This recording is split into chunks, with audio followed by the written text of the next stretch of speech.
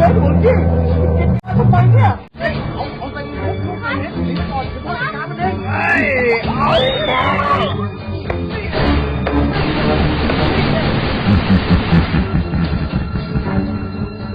เฮ้ย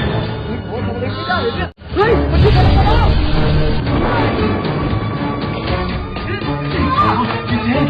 มันใช้แบบไม่ได้อะ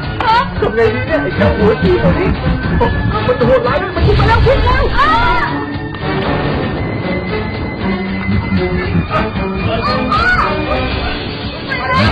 ไปเฮ้ย